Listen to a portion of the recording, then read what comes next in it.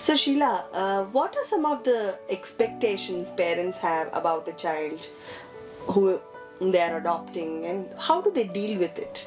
You mean in the pre-adoption phase? Yeah, in the pre-adoption phase. Okay. Well, I think every parent, when they put in that application to Kara and they made that decision to adopt, there is a dream that begins right there about the kind of child that they hope to have. And when the call comes from the agency to say that we have a baby or a child available, and would you like to consider this baby? What are parents really thinking? And I think it's a mixed reaction. There are so many questions that are playing out in a parent's mind at that time. There is some fear and anxiety because, the moment is almost here. The moment that we've been waiting a year or two for, perhaps. So, am I ready? What kind of child will this be?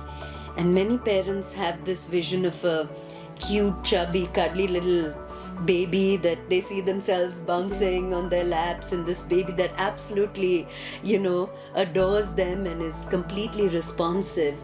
And there could be babies like that too. Yes. There are.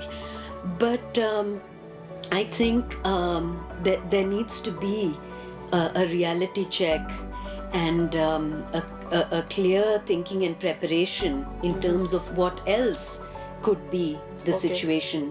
If we really think of the kind of children that come up for adoption, whether they're babies or young children, where do they reside in childcare institutions? Why did they come to these childcare institutions, and how did they get there?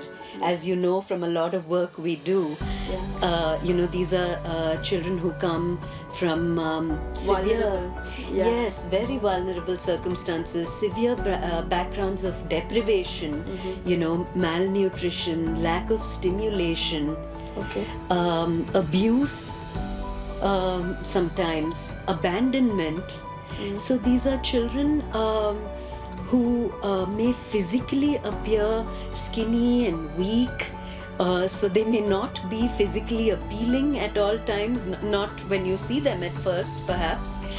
And you may also find that they're not very easy to stimulate. Sometimes they can be cranky and anxious because they don't know who you are. For parents who are going out there to see the baby, they may have had bad experiences, like I said.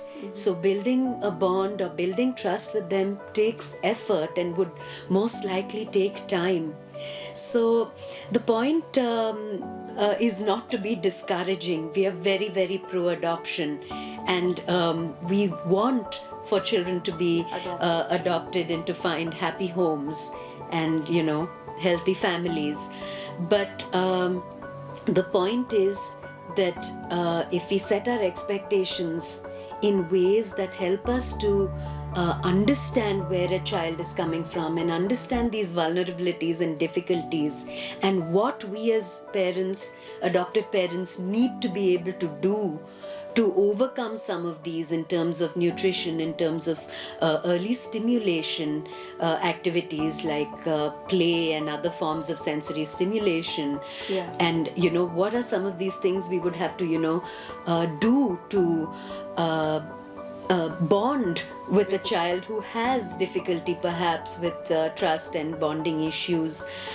These are some of the expectations that we need to keep in perspective from a preparation point of view.